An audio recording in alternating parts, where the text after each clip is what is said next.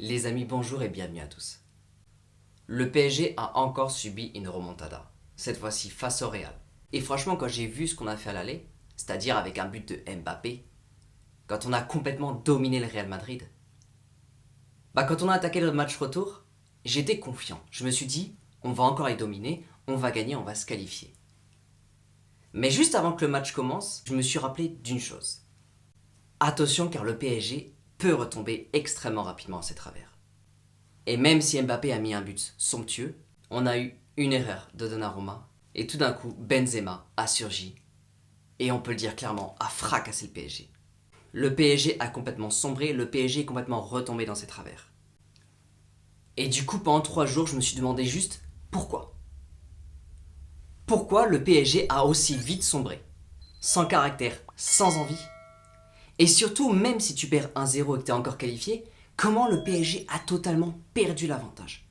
Pourquoi aujourd'hui au PSG il y a une énorme crise?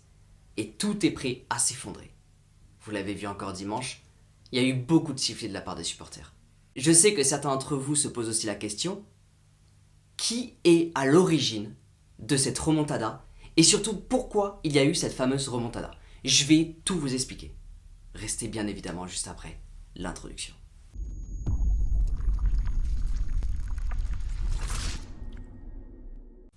Alors bien évidemment, quand on sort d'un match pareil, la première chose qu'on a envie de faire, c'est retracer tout le fil du match pour savoir qui c'est, qui est à l'origine de cette remontada. Où est l'erreur? Alors certains diront c'est Donnarumma sur le premier but, d'autres diront c'est Neymar sur la perte de balle du deuxième but, d'autres diront c'est Marquinhos qui a fait n'importe quoi sur le deuxième but. Et pourtant le coupable il n'est pas là. Bien évidemment je vais vous expliquer. Mais est-ce que vous pensez sincèrement que Donnarumma, il est à l'origine de toute cette grande remontada? Ça peut arriver une erreur de gardien. Coupe du Monde 2018, Lloris fait une erreur. Pourtant derrière, c'est toute une équipe qui se relève et qui va affronter la Croatie. Pourquoi ce serait Neymar qui serait à l'origine de la remontada? Ce n'est qu'une perte de balle devant la défense adverse. Pourquoi ce serait Marquinhos qui est à l'origine de la remontada, sachant que c'est le capitaine courage depuis de nombreuses années? Oui, il a fait une erreur, mais tout le monde a fait des erreurs. On appelle ça une équipe. Alors oui, j'en ai oublié un. Pochettino. Sur le match de la Ligue des Champions, Pochettino n'est pas en tort. Son 11 était complètement cohérent. Alors oui, je sais, vous êtes en train de vous dire, il y a forcément un fautif dans l'équipe. Ça va aller beaucoup plus loin que ça. Je vais tout vous expliquer, je vais vous donner 2 grandes preuves. Ok, la première chose, c'est que le PSG, depuis de nombreuses années, sont hantés par leurs vieux démons. Le PSG a subi beaucoup de remontadas, et lorsque le premier but est arrivé, c'est-à-dire que Donnarumma a tergiversé face à Benzema, juste derrière, c'est toute une équipe qui a sombré et qui n'a pas réussi à se relever. Pendant ce temps-là, tout simplement, le PSG a regardé le Real jouer, la preuve sur le 3e but, où tout le PSG a laissé passer Real d'un coup. Pendant 20 minutes, Benzema a totalement dégommé le PSG. Alors pourquoi je vous parle du PSG qui est hanté par ses vieux démons et que tout est ressorti d'un coup pendant ce match-là? Le PSG était stressé. Et quand je vous dis stressé, c'est très stressé.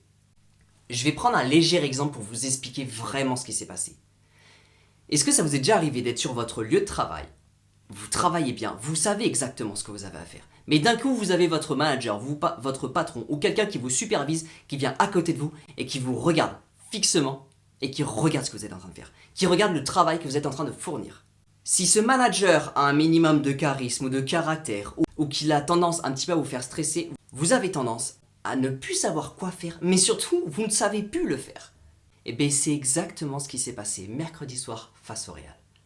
Le moment où il y a eu ce but, ils étaient encore qualifiés, mais le stress a commencé à remonter. La première chose à laquelle ils ont pensé, c'est la remontada. Et à ce moment-là, leurs jambes ont commencé à trembler. Comment on peut expliquer que Marquinhos fasse une faute aussi grossière sur le 2e but? Le ballon, il ne l'a pas mis à gauche pour un corner, ce qu'il l'aurait fait à chaque fois. Le ballon, il l'a mis à droite, presque dans les pieds de Karim Benzema. Le stress les a complètement envahis et c'est à ce moment-là où ils n'ont pas eu la grosse solidité, la solidité indispensable dans leur tête, de se dire on va gagner, c'est pas grave. C'est-à-dire qu'au lieu de se dire on va jouer notre jeu, on va les repousser, on va marquer, Ils se sont dit, attention, il ne faut surtout pas qu'il y ait de remontada. Alors comment le PSG a sombré et le Real s'est relevé? Le PSG à ce moment-là était en questionnement, était dans le doute. Et le Real n'était pas forcément surpuissant, mais c'est comme ça qu'ils ont repris l'avantage. Ils avaient juste à s'appuyer sur la confiance qu'ils avaient pour tout simplement marquer beaucoup plus de buts. L'un des grands facteurs d'une victoire ou d'une défaite en Ligue des Champions, ça va être le mental. Je vais passer maintenant au deuxième facteur. Et le deuxième facteur va être énormément relié à tout ce que vous avez vu au Parc des Princes dimanche. Il va être lié à l'énorme colère de tous les supporters. Bien évidemment, je vais bien rentrer en détail pour vous expliquer pourquoi aujourd'hui le PSG est en crise. Ok, quand on sort du match aller PSG-Real, on se dit que le PSG est surpuissant. Ils les ont totalement surdominés. On se dit également que le Real, c'est une bonne équipe, mais c'était un petit Real. Sinon, ils n'auraient jamais joué comme ça. On se dit également que dans notre équipe, on a Messi, Neymar, Donnarumma, Ramos, Verratti, Mbappé. On a une équipe monstrueuse. On a clairement une équipe qui sort d'un mercato. On a une équipe monstrueuse. On a des joueurs incroyables. Oui, on a des joueurs incroyables. Mais le problème, c'est que nous, on a des joueurs incroyables. Le Real, ils ont été incroyables. Je vais vous poser une question. Et en tant que supporter du PSG, ça fait un petit peu mal de le dire. Mais en même temps, aujourd'hui, c'est l'heure du renouveau. Et il faut affronter la vérité. Aujourd'hui, le PSG est un club monstrueux. Le PSG est l'un des plus grands clubs d'Europe. On a accueilli des stars, on a créé des légendes. On a un club monstrueux. La question, c'est est-ce qu'aujourd'hui, on a une équipe monstrueuse? Et surtout, quel est l'objectif du PSG aujourd'hui? Aujourd'hui, le PSG rêve de gagner la Ligue des Champions. Rêve d'avoir une vitrine incroyable pour le Qatar 2022. Mais le seul problème, c'est qu'en Ligue 1, ils sont incapables de rayonner sans Kylian Mbappé. Une simple preuve, le week-end dernier. Sans Mbappé, le PSG ne pouvait quasiment rien faire. Ça fait mal de le dire. Le plus grand coupable du PSG aujourd'hui, c'est l'objectif. Le PSG aujourd'hui a un objectif qui est à la hauteur des plus grands clubs d'Europe. Mais son objectif aujourd'hui, c'est de gagner la Ligue des Champions. Et son objectif également, c'est de vendre des maillots, d'être magnifique au lieu du monde entier. Mais sur le terrain, ça passe pas. Le PSG s'est complètement trompé d'objectif. Si la gestion du PSG avait été depuis 10 ans de créer une équipe imbattable, avec des joueurs peut-être moins chers, ils auraient été aujourd'hui sûrs de gagner la Ligue des Champions. En voulant créer l'équipe la plus forte du monde, on a le résultat de gagner la Ligue des Champions.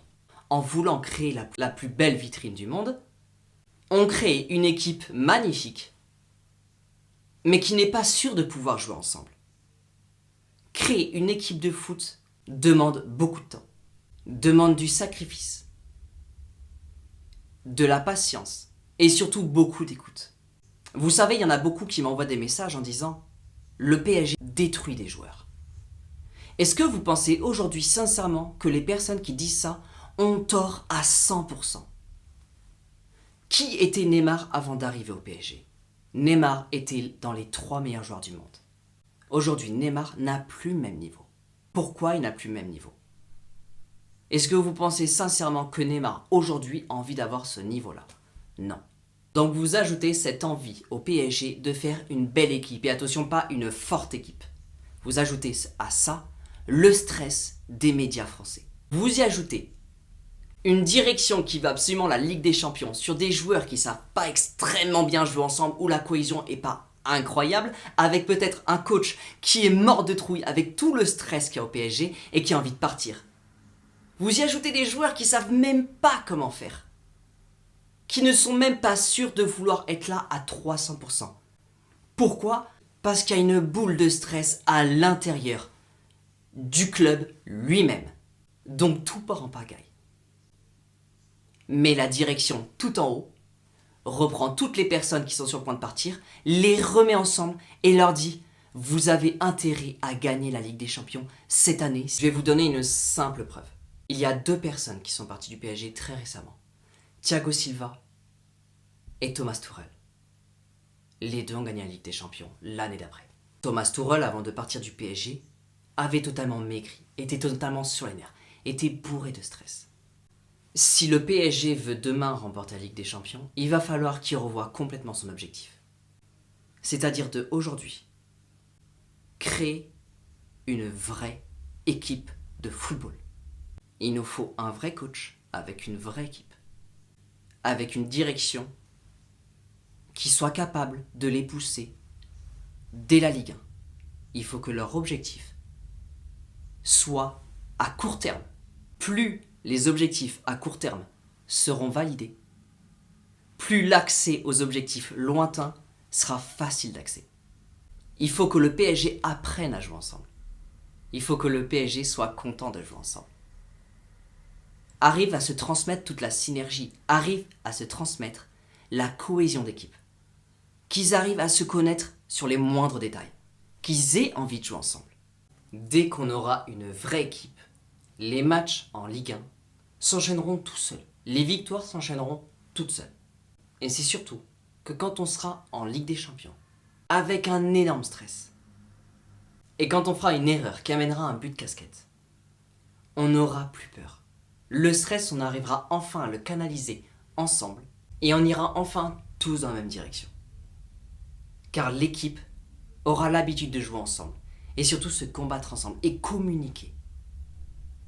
Quand Marquinhos tombera, l'équipe sera là pour le relever.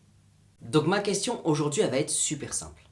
Quel serait pour vous le meilleur moyen pour que le PSG sorte de cette crise et de construire enfin une réelle équipe? Le dernier message des ultras parisiens a été extrêmement clair. Ils remercient le Qatar pour tout ce qu'il a donné. Aujourd'hui, le PSG est riche. Mais nous, les Parisiens, ce qu'on demande, c'est une réelle équipe. Et nous, ce qu'on demande, c'est un PSG cohérent, qui avance dans la bonne direction. N'oubliez pas que même durant ce temps de crise au PSG, il faut que nous restions solidaires.